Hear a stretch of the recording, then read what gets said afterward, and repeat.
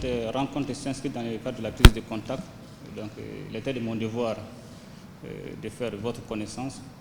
Aussi de saluer votre engagement et féliciter aussi tous les efforts consentis depuis le début de la rectification de la transition et vous dire aussi qu'à travers vos actions, vous commencez à donner de l'espoir au peuple malien.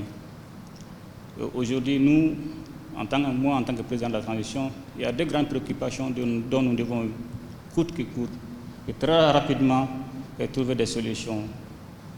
Notamment, il s'agit des questions concernant la sécurité, aussi surtout la justice. Et je ne cesse chaque jour que j'ai l'occasion de parler avec le ministre de la Justice, de lui dire aujourd'hui, cette question de justice, aujourd'hui, la stabilité du pays repose. C'est vrai que l'armée doit jouer un rôle par rapport à la stabilité du pays, mais surtout la justice. Et malheureusement, ces deux facteurs sont liés. On a beau maintenir la sécurité, tant qu'il y aura l'injustice, tant qu'il y aura l'impunité, nous allons toujours vivre les mêmes problèmes d'insécurité, voire du banditisme, du terrorisme. Et puis jamais avoir un État fort, ça une justice forte. Et une justice forte repose toujours sur la qualité des hommes et des femmes qui la composent. Et malheureusement aujourd'hui, et c'est pratiquement dans tous les secteurs, nous avons des éléments infiltrés, des secteurs affectés, infectés par certains éléments corrompus qui sont prêts à vendre leur État, leur nation au profit de leur intérêt personnel. Raison pour laquelle nous avons besoin d'avoir des magistrats déterminés, des magistrats engagés, des magistrats qui sont prêts à prendre des risques pour sauvegarder l'intérêt supérieur, l'intérêt de la nation. En revenant sur la question de la lutte contre la corruption et l'impunité, aujourd'hui c'est la volonté du peuple malien. Et aussi c'est des engagements que nous avons pris face à l'État. Et face à la volonté du peuple, on n'a pas d'autre choix que d'exécuter cette volonté. Et regardez aujourd'hui l'état de nos routes, et regardez beaucoup de contrats sont signés au détriment de l'État. Regardez, à 1 kilomètre d'ici, les gens n'ont même pas à boire. Qu'avons-nous fait de tout cet argent qui a été mis à la disposition de l'État? Ces populations ne nous demandent pas du travail, ne nous demandent pas de l'argent, nous demandent uniquement du minimum. Et aujourd'hui, on est incapable d'apporter ce minimum à ces populations. Et raison pour laquelle cette lutte contre la corruption, contre l'impunité qui a été déclenchée, sera une lutte sans état d'âme et sans esprit de recul. On n'a pas d'autre choix.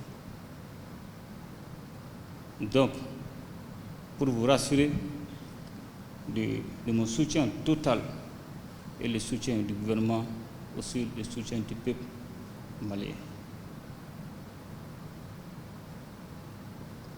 Aujourd'hui, nul ne peut prospérer dans le désordre et c'est le moment aussi de mettre de l'ordre dans notre pays. Et concernant toutes les difficultés, les problèmes évoqués, je suis en contact permanent avec le ministre de la Justice et chaque occasion qu'il trouve, il ne cesse d'évoquer vos difficultés. Et nous allons étudier ces différentes difficultés afin d'apporter des solutions idoines. Parce que c'est le minimum qu'on peut vous apporter, parce que votre mission, votre travail, c'est un travail qui vous demande qu'on vous sécurise, que vous soyez protégé. Donc nous allons mettre tous nos efforts, tout ce qui est possible, afin de vous mettre dans ces différentes conditions, vous permettant d'accomplir votre mission. Et soyez toujours rassurés de notre accompagnement. Et aussi, on vous demande aussi d'accompagner cette transition. Parce qu'aujourd'hui, comme on le dit, l'individu laissé à lui seul ne vaut rien.